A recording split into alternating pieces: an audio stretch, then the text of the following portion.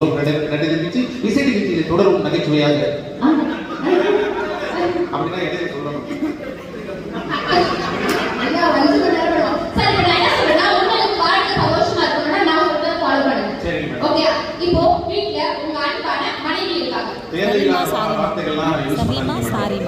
மனைவிங்கிறதோட இது பாடுங்க.